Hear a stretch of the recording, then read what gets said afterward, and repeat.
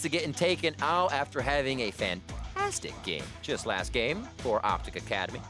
And we'll see what TL answers with here. TSM versus Team Liquid. Two big names, 0-1 versus 1-0. So we'll see if TSM can pick themselves back up with this match. Yep. TSM was kind of winning that first game against CLG before it got turned around. It was Blaze Olive doing quite well in the Yasuo. And then it was weird. It was a 4-0 Yasuo or something crazy. And then kaput. Yeah. Hard to say why. Riven gets banned out.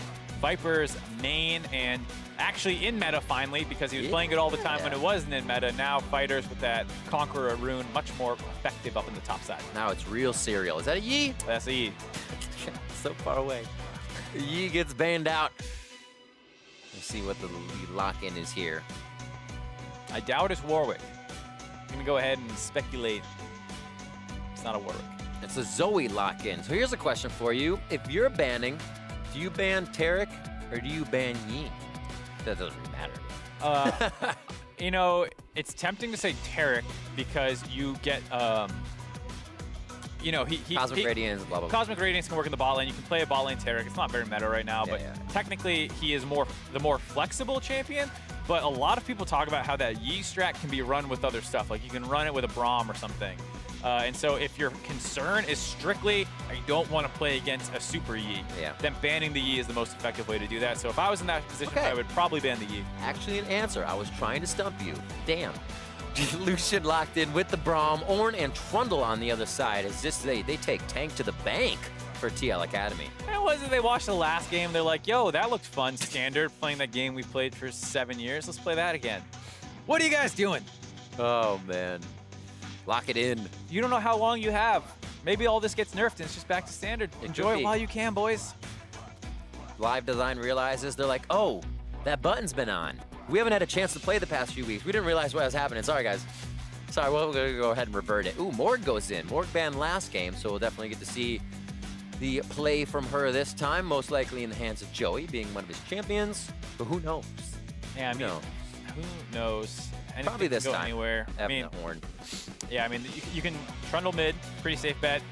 Lucian and Zoe, pretty safe where they're going. Braum much the same way. So there's really not much craziness left up on the table here. The Lucian could always flex top into an Ornn or something maybe. It's gone so crazy. It's back to normal.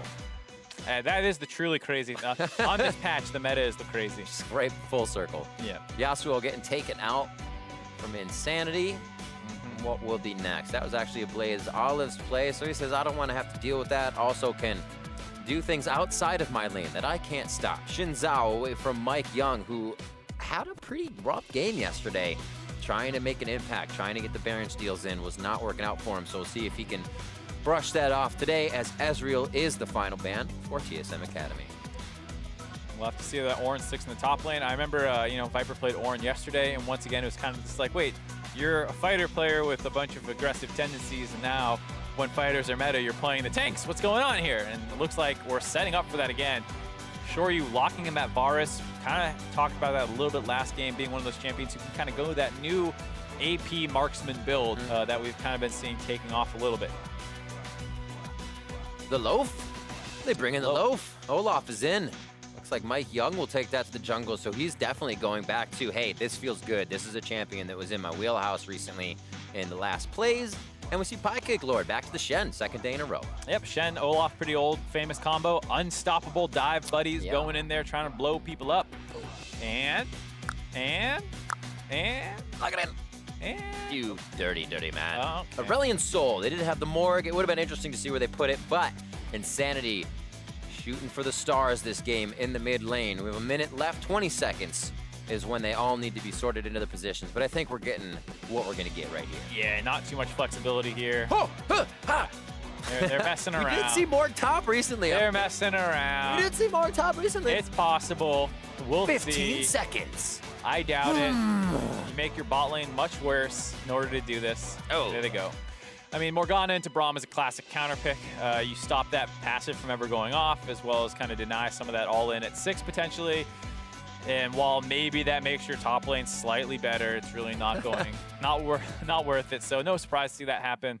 and we get relatively standard team comps for the second game in a row. Absolutely, and we're about to be on the Rift for our final game of the day. The composition's on your screen, and you can shoot a hashtag to Twitter if you want. Vote for your team. We may not use it on screen, but you are sending your energy, and that's what they need here. Sixth game of the day? Fifth game of the day, rather, as we end off here our week 1 of Academy. The thing to watch for me this game early on will be the Aurelian Soul. It's been seen in Korea a little bit, and a lot of people talk about how it's pretty strong in the meta for a couple of reasons. The first one being that with the nerf that kind of came into Talia and Rise a while ago, there's not many of these champions who can kind of shove from level 1 and level 2 onwards. And Aurelian Soul is kind of the remaining survivor of that trio of champs. And so he's really good for getting early mid priority. That's especially important with all the scuttle crabs and all that stuff that people have been playing. So people like him for that reason first. And second, if someone's going to go for a super strategy, a lot of people do like the Aurelian Soul against that just because you can kind of get that shove in and then maybe you can harass the jungler easier. And so here, not going to be using it for that second reason potentially. Just going for the regular roll. Push. Just being Aurelian Soul. And it's a little surprising to see it because there's not really any snowbally lanes here. Whereas that's the other reason you see it when you're trying to protect or snowball a lane of your own. Yeah. Both side lanes are pretty stable, all things considered.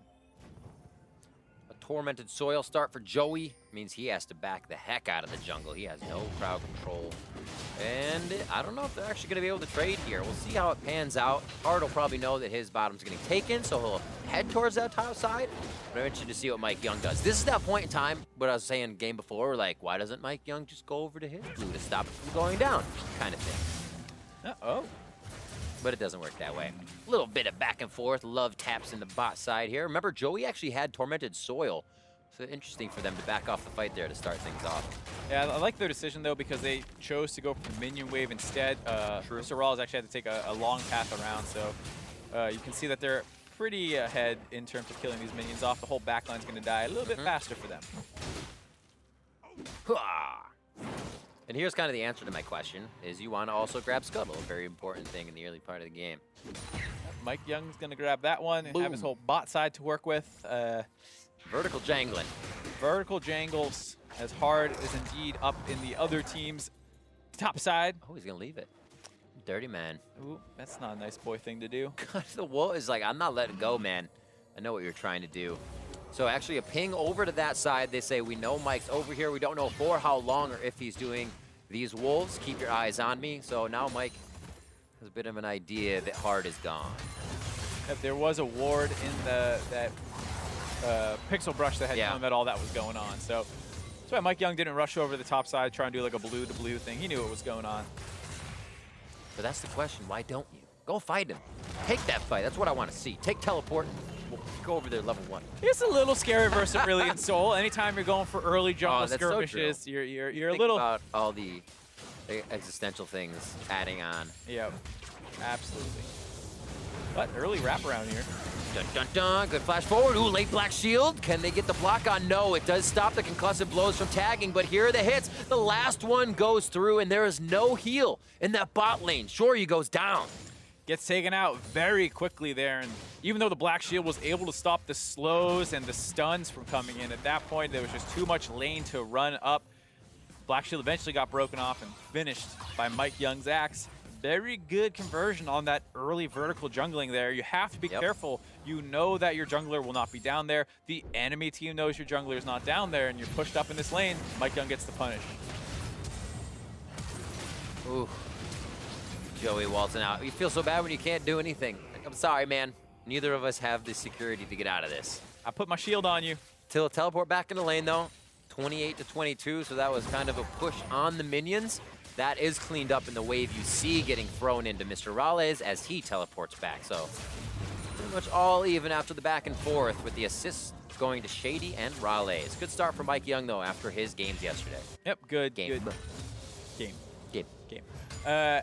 In case people weren't aware also, TP is the new hotness. It's the new, yeah. Not even bot lane. flavor of the month, man. It's hotness. Yep, everyone's taking that down there, assuming you are a marksman. Ooh, we see another Predator gank coming in. Nice. Oh, that's later. He actually can get that to tag on if they can get a few more shots. Not this time. Black Shield lasts so long. Yeah, pretty dangerous there by TLA. The binding onto the Morgana, or onto the Olaf was pretty critical because once the Black Shield is on the Morgana, Mike Young intelligently tags the Lucian, or the Varus instead, who already doesn't have a flash. So if he was able to get a chain slow, might have been able to get that kill, but the binding land protected the MarkZ. Oh, crazy to see a Zoe having trouble farming a bit with that splash damage taken off, and you see waves not being cleared out. Play a little bit differently. Keep yourself pressured up. 45 to 40 in that mid lane. The minions being cleared here in favor of Linsanity first means he's got the movement to give Mike Young pressure. Still the inside track here for Blaze Olive to kind of push them out. So they're really testing each other here towards the mid lane, saying whose jungler's more ready for this fight, who's in better position. Looks like both teams even out. Yeah, tried to find some chicken steal, but Blaze Olive was aware, providing backup needed for Mike Young to clean those up. So they say, all right, forget it. We'll just go topside, Scuttle Crab up here. Let's get it. Fast Tiamat for Cake Lord. You keep pushed up against Viper. Nice pressure in that lane. He didn't have to teleport back in, and we have a Stand United and, oh no, not teleport. That was just used for Cake Lord, but he is doing a little bit of a walk down here to get a ward and make sure anything coming topside, he'll know about it. One of the advantages of that Shen, of course, you get to use your TP at level 6 for free to try and get lane priority because, hey, I got another global in my ultimate. Such a sick skin. I love this skin. What is that skin? Don't have a name.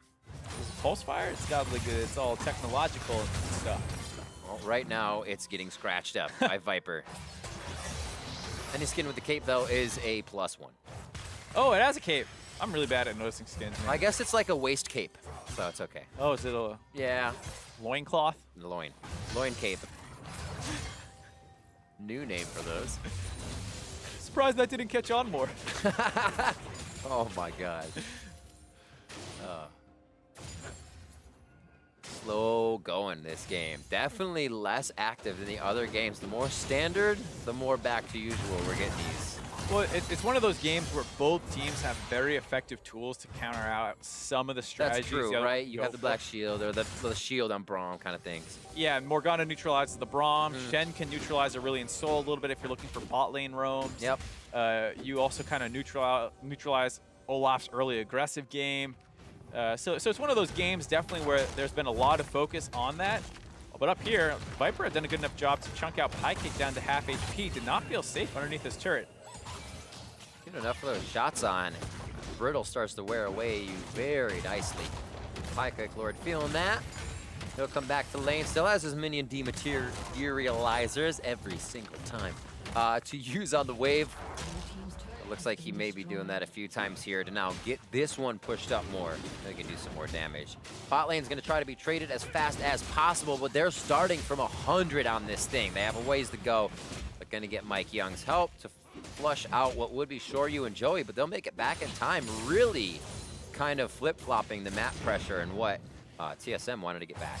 Still have to be careful, though, because this is happening on back by their mid laner, so there's no help. Oh, don't forget about the Shen. Shoryu, no chance to get out of that one alive. Teleports up, and it stays up as he knows the chase was just too great. Yeah, that was one of those things where you saw the initial minion wave die. You think, all right, they're going to back off, but there was no mid priority. They were not concerned about Insanity. Oh, looks like they're concerned about this, though. Riddle goes in. Oh, flash over the wall from Viper. He wants to be the middle of that 3v1 to start things off. Now he charges himself out, and it looks like Rawley is going to try to finish that kill. His eyes are only on Viper, and the few steps did not get him the kill. Now TSM trying to get out to the Dragon Pit. That's only going to do more damage. And Insanity over the wall as the last kill comes in for Viper onto Shady. What a scattered fight, but great pickups from Team Liquid Academy. Yeah, that was really, really close to not working out in their favor, but Viper was able to kind of cancel out some of the stun from the Braum passive with his W, continuing to travel forward during that, and they overextended trying to finish him off, which they weren't even able to do. So that grabs them those 2 kills, grabbed the Dragons off the back of it. Insanity making his way up to the top side to catch that minion wave and relieve some of that pressure after a bot dive that went pretty well for TSM. One more time. Let's see how everything happens. Yeah, so they start things off on the Mike Young. It's looking okay. Shady there providing support. They can disengage from here, but Viper gets caught out of position, and they think they can get the kill. Just one more auto attack, but there's the W, so he continues to walk forward. And now Shady and Mr. Raleigh are right next to Hard, and Insanity comes in as well. The fight broke down from there, and Viper was able to live and then able to find the cleanup kill on Shady as a result. And hey, the Dragons already started from the fight. May as well take it down. Gotta feel good when you go down to like 10 HP and you come back to get an actual kill in the fight. Go Viper. Oh, feeling great. Can still be aggressive even on the tanks. So 2-2 now, TLA. 16.6, just 1,000 gold up over TSM Academy. As TSM wants to bite down on the damage they've done to this bot lane turret. I don't know if Viper really wants it. The rotation, oh, they saw Mike Young. That's why they turn around. Ragnarok goes down. He flashes over the pillar to not pinch himself in the wall, and they pick up another kill right away. And this is one of the metas that we were seeing towards the end of last split, the Olaf versus Trundle meta. Olaf has the early advantage with the tempo that he gets by clearing faster and the aggressive playmaking, being better with his chain slows. But once you get past that into the level 6s and stuff, as hold on, plays Olive getting jumped on. Goes to clear the wave, thinks he has enough, gets stunned by the stars and taken down by Viper and Team. Team Liquid is not stopping right now. Beautiful chain CC combo there. They drop everything to finish him off. They get those 3 kills. Bot lane has to be careful because the rotation could come in, but it looks like instead they're going to focus down that mid lane turret. Seeing the amount of crowd control that Team Liquid Academy brings to each fight with just the few members they keep having is disgusting. They still have a Morgana in bot lane they haven't even been using yet. Varsalt, same way. Oh my God, I didn't even think about that as well. Chain of corruption. There is no way you can be alone on this map if you're TSM Academy. You're being taken down. Yeah, really good macro play so far by TLA, grabbing about 2,500 gold lead. Did grab that mid lane turret. Only one left is the bot lane. You can expect some plays coming down there pretty soon. Luckily, Piecake Lord has ultimate backup to try and dissuade some of them, but so far, TLA has done a great job. And Insanity on a pretty difficult pick and competitive, all things considered. He's a rookie, you know, first time really in this kind of environment, playing a champion that's almost 100% macro and positioning. Absolutely. I mean, just think of how many pro players you actually see play it. Yeah, like who he fly. A couple people really master that champion, and then they're able to use it to great effect. This time, that's the thing, is the result you can get out of it when you play it to that. It's just continuous kills. Hard and Insanity working together very well this game. Yep, and then they're showing that you don't even need to roam the Aurelion Soul. You can always roam the other people down to him. So Ornn with this long range engage after a Blaze Olive popped over the wall, knows he can't go anywhere. And there's that combo. You got the Aurelion Soul stun, the knock up from the Ornn as well. In situations like that, for a Blaze Olive, even for yourself when you're in solo queue, it kind of makes you think twice because you're completely off of the game. A Blaze Olive thought he was safe to clear the wave. He'd have the upper hand by taking the minions away, but in reality, that was a perfect engage for the other team. And when you realize that, you think you're in a good spot and you're far from it, you know there's a lot of work to be done, and TSM need to gain some of that ground here, or Team Liquid's gonna keep being able to fight down. Yeah, and it's not looking great for them. Their top side kind of got taken apart. Piecake Lord 20 CS down, lost his turret. His 1 TP was decent, but was quickly countered out by Team Liquid Academy, so they didn't really get a global advantage from him. You know, the jungle matchup, it's past Mike Young's advantage period where it's kind of swung back into the Trundle's favor. And, you know, the item spikes are starting to come in. Shoryu's able to hit his before Mr. Raleigh, so things not looking great for TSM. Luckily for them, only a Cloud Drake coming up, not an Infernal or anything that could have spelled their doom. Mountain Drakes are definitely paying their rent today on the Rift. We've seen so many. So this is a good reprieve here. We can take a breath and they don't have to be forced in anything on the side of TSM. Oh, this is what they want though, forced into their own fight. Huge knockups, locks-ups, and everything for Hard. He stays alive for a good second there. Looked like TLA may have wanted the fight if they could get it, but they said, no, Viper's pushing on the top side. We can use that pressure. But TSM, they do start to take a bit of their own back. Not too bad, all things considered, for either side. TLA did not lose pressure for that play, and it took a lot of resources. The Shen ult's out, the Braum ult's out, so you're going to have a little bit of a downtime. Should be back up close to when the Dragon's up. Yeah. So TSM, they grabbed that 300 gold. They're very happy to get it, but TLA is still in the lead by a solid 2,000 gold. Boom. Solo it.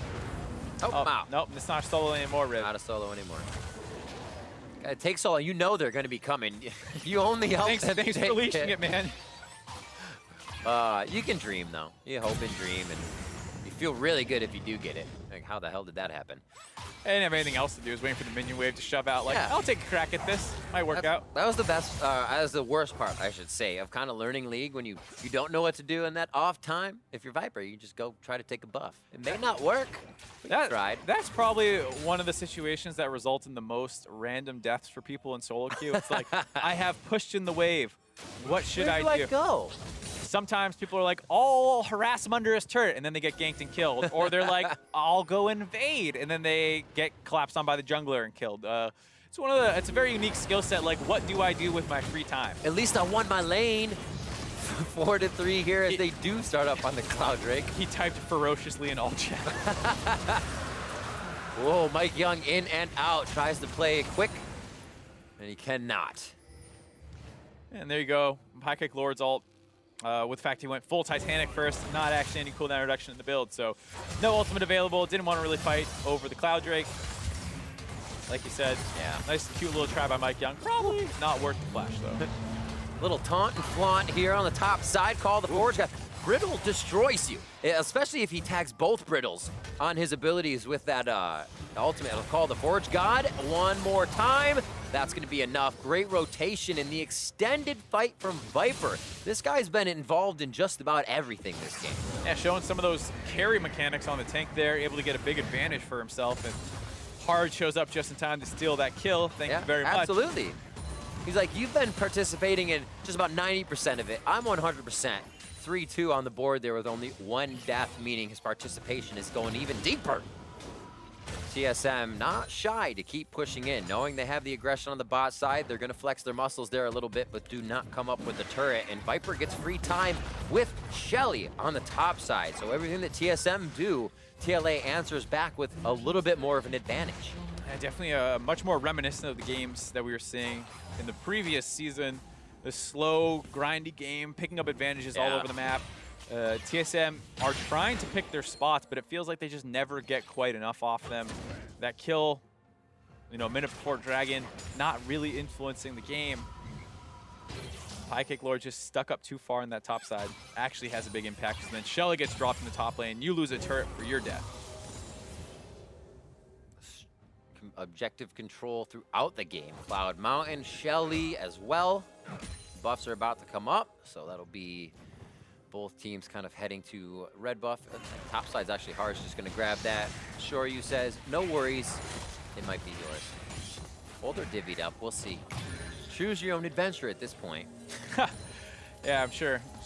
Hard is very happy to give away his red buff. I would. There he goes. To a 0-2. There he goes. It's the right play, everybody. We know it's the right play. It's just, I'm 3-1-2. This dude's 0-2. I should really give up my red buff. Probably would have taken it as well. Plus, Hard's been in these fights for a longer period of time in a position to slow more people. So I guess it works. But you're right. It is that choice. You give it to the long-range guy so he can kite himself out of the fight. Yeah. The right play. You're just not happy to be like, oh, dude, you need that to farm bot wave away from the team. That's helping you do that. Take this over there. It's great. I'm a jungler. That's how you think about it. Mm-hmm. Looks like they want the red buff on the side of TSM. They almost grabbed it back from Shoryu, but he did have a shield from Joey that would be coming in. Bot lane pressure is, it seems like we're so much farther in the game, but Baron hasn't even spawned yet. And the bot lane pressure is now going to be taken by TSM. They say map's gonna have a little bit of relief here. Let's use this time to pressure away from that. Yeah, I mean, eight kills in a 19-minute game is pretty low for the current meta. So, this feels like late game, but like you said, Baron not up yet. Mr. Raleigh's fine to go bottom and continue to push in for now. Soon, once that Baron comes up, you have to think that he's going to want to stay more around the top side, as Insanity takes a little bit of a every time I see that damage, it almost makes me mad. But I'm not, because I'm happy. So it's okay. Did Hard sneak in? They saw him, right? Pretty sure, yeah. Well, in case they didn't see him before, he's biting a Rift Arrow, or a Cannon Minion, excuse me. I'm unsure if Shoryu's going that AP build yet. Double Dagger can be used a couple different ways. Can turn into that Stinger and things, or can turn into a Zeal item. Stinger and things, and friends. horrible sitcoms with Riv. Stinger Things and Friends. 20 seconds on to Baron. It's actually interesting to see no vision whatsoever, at least towards the top side of the map. Really, just that one ward, and then everybody's like, yeah, there's going to be some action bot lane. Let's just go there. There's not many wards at all on the side of TLA. You saw the toggle of vision there. I mean, they have like 4 all around that bot side, and that none of the main, you know, traffic ways warded up here. So playing a little risky despite being up pressure, walking through pink wards. Clear it. Nice. Anybody? Good thing you... Oh, it feels so bad to sweep a pink ward. Well, they should have known. They ran past both of them. I know, but something should happen in the game where it's like, we see you did this. Here's your sweeper back. That's me as a support player. Let's see where they go from here. Shady's like, oh man, we're getting swept out. Need to get a little bit of this back, but he doesn't even really have time. TLA is just strangling out everything towards the mid side of the map here as nothing was found bottom over the last few minutes.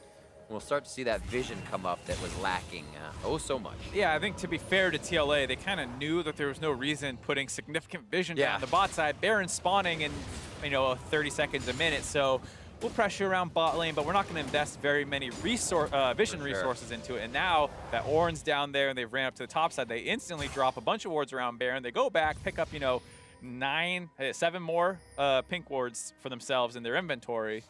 So they understood what they were doing as much as we were kind of joking about it. That's why they're the pros. Yes, they are. I said I was going to try to analyze with you today.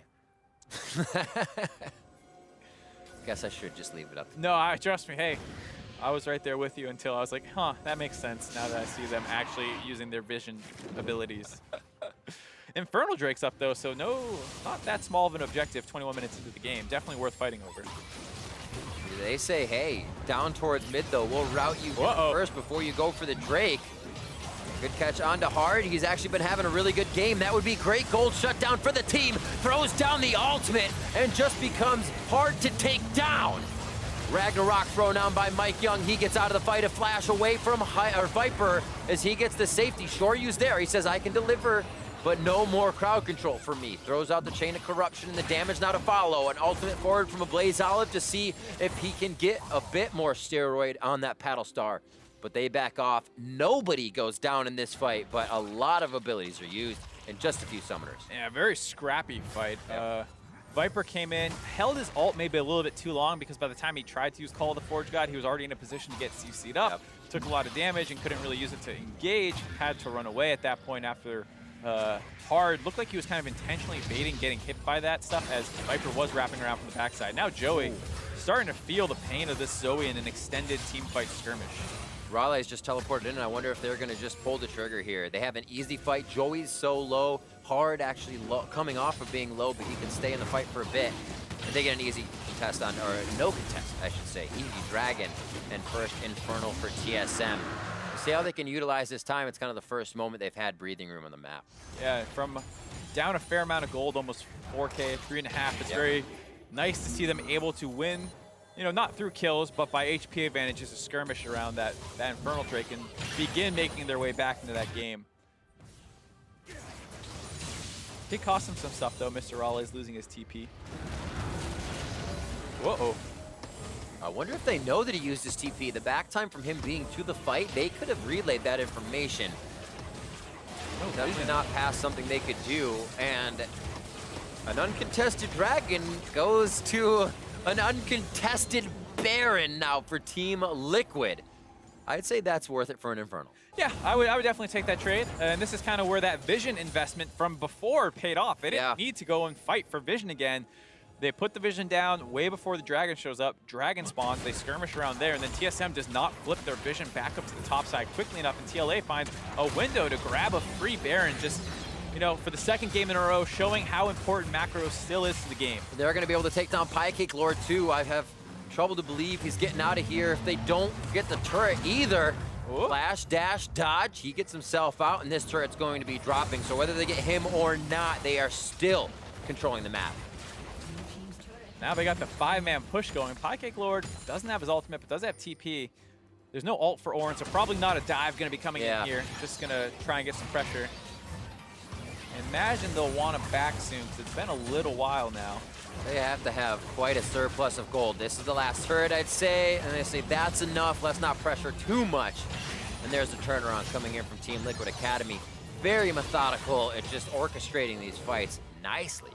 And it's a team comp from TLA that you look at and don't think they have a ton of Baron damage there, but they have the Mountain Dragon, which is going to help do it a little bit more. And AP Varus is actually better than AD Varus because the ratios on his percent health working with AP, so when he gets the 3 marks on the Blight proc, and then we get the Blight proc, it actually does a lot more damage to Baron. So surprising amount of damage there. If you have Blade of the Rune King, it's a little bit less obvious, but if you're going like, you know, Ginsu's Hurricane, it's not comparable at all with the Nash. We have actually seen some Varus in the past level that level the Blight proc, try to get the more damage out of the percent for early game and whatnot. Yeah, this is definitely not Q-Max lethality Varus or anything like that. This is WE max. You take E for some poke in the lane, get your Ginsu's, start going over the W. Yep.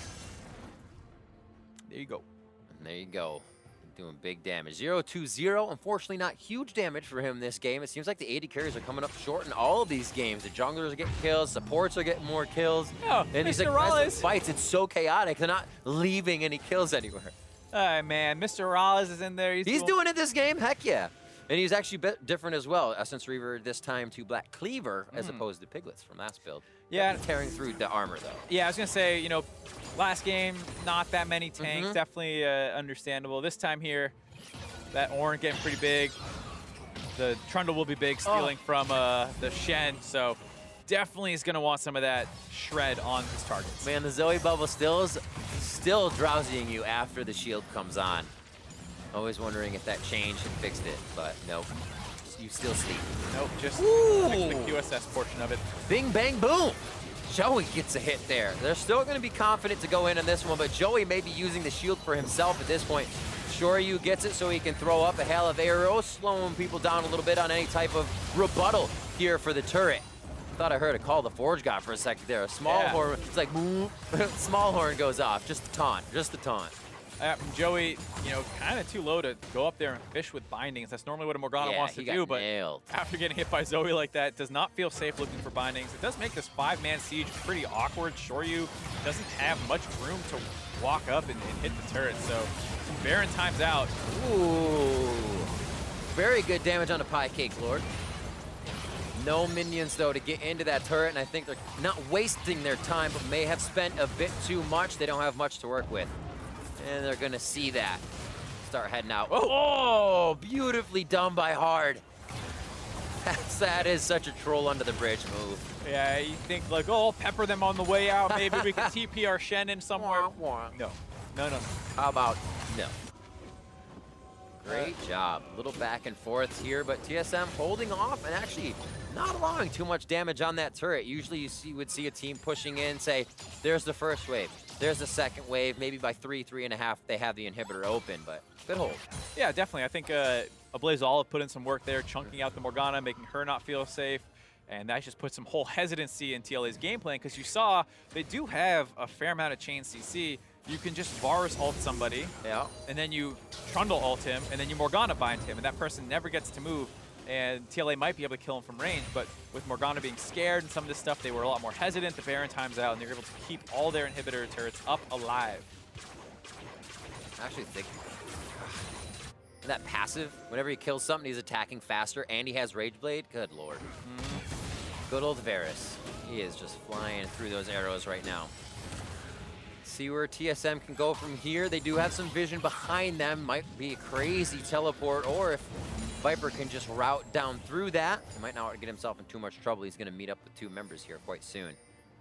But as of right now, those engages coming out of Viper have been the ones to start. The Hard there as well. And you have to consider, if Shoryu hits a good chain of corruption, there's so many things that keeps everybody in place with the Pillar, the Ornn ultimate, to get that chain of corruption locked down on more members. That's a nice combination. It definitely feels like TSM needs some kind of free fight advantage, whether that's a Blaze Olive chunking somebody out, or Pie Cake Lord maybe being able to get some split push pressure and getting the extra shield on top. It feels like they need something here, given the fact that they're almost down 10k gold, more around 8. It's hard though, TLA being able to put multiple Knight's Vows in, a few other things for everybody else, right? They can buy for different people. Oh. They just wanted more Knight's Vows. It is surprising to see the double Knight's Vows. King him twice. You can't do that technically, I'm pretty sure.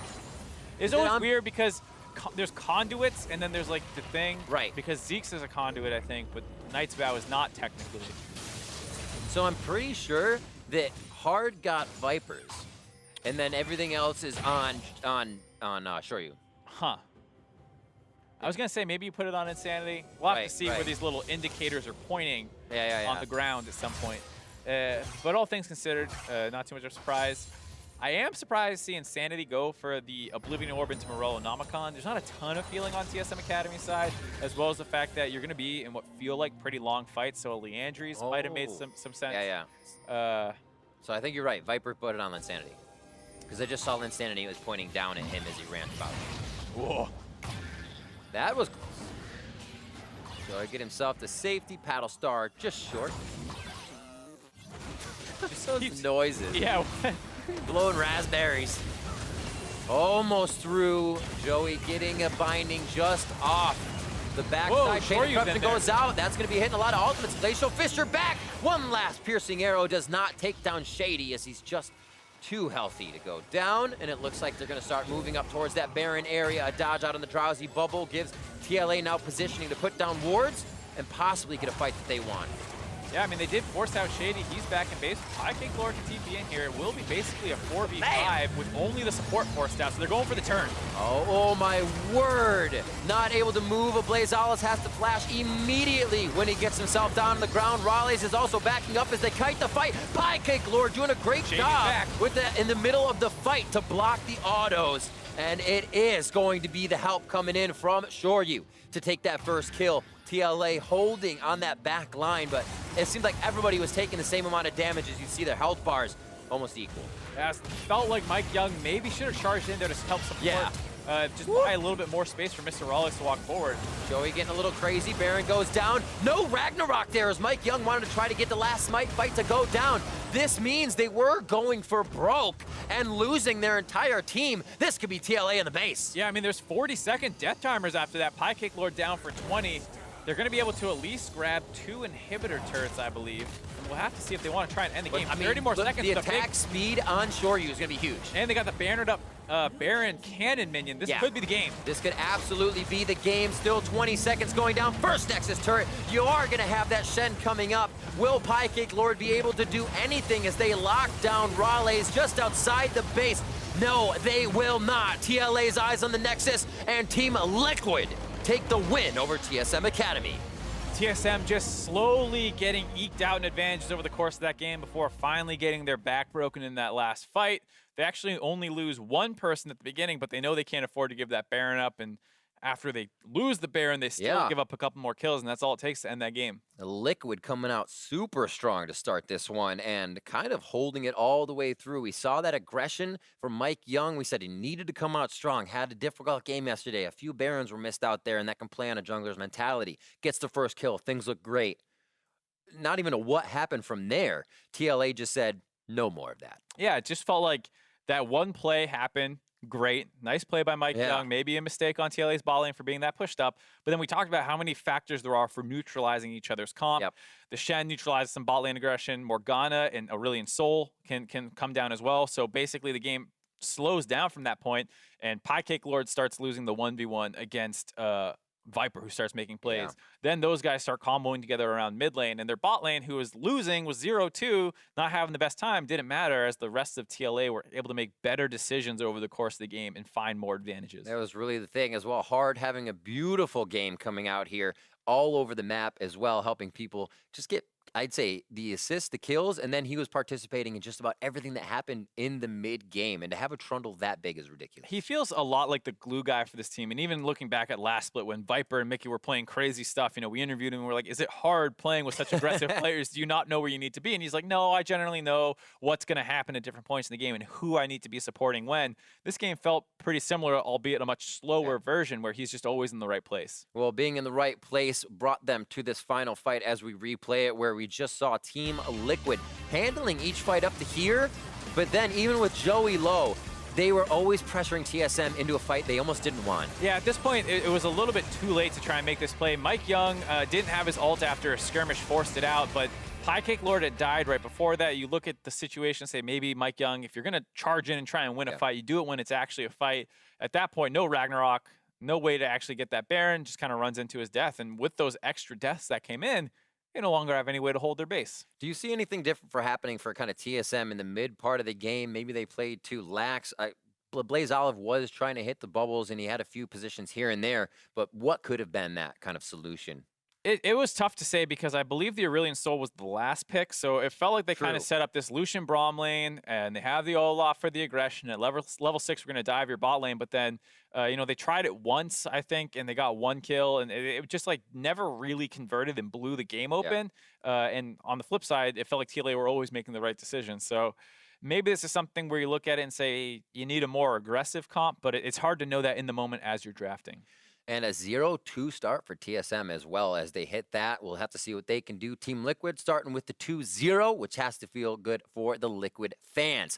With week 1 complete, let's see how the teams are stacked up. CLG Academy, Optic, and Team Liquid top the table, all finishing week 1 undefeated. Then we have 100 Thieves, Cloud9 Academy, FlyQuest, and Golden Guardians with an even record. While Clutch Academy, Echo Fox Academy, and TSM Academy finish the week without a win.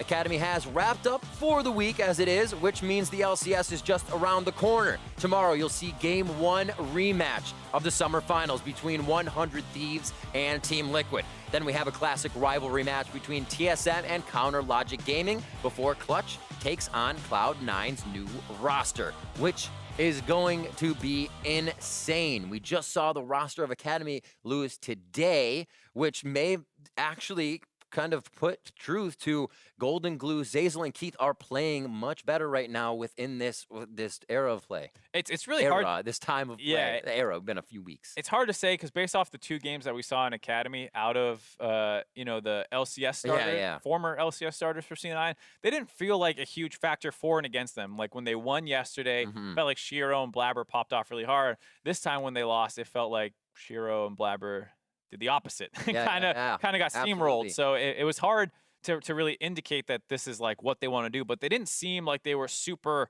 creative in the meta. I mean, yes, Sneaky had that one brand game, but then after that, like what more do they have to show? Because it does feel like the teams who are doing the best and ending the games the fastest are the ones who have a lot of tricks and understanding up their sleeve. Yeah, or can go back to that standard as well. We will have to see. The idea was that those 3 were playing this meta better, so hopefully it gets crazy. If that wait is too long, I know it can be too long. Coming up right after this is a rebroadcast of this morning's EULCS matches ahead of their live Day 2 broadcast. Be sure to tune in tomorrow morning at 7:30 a.m. for Ready Check and Game 1, starting at 8. Now for myself, Mark, and the entire Academy crew, thanks for watching, and we'll see you next week.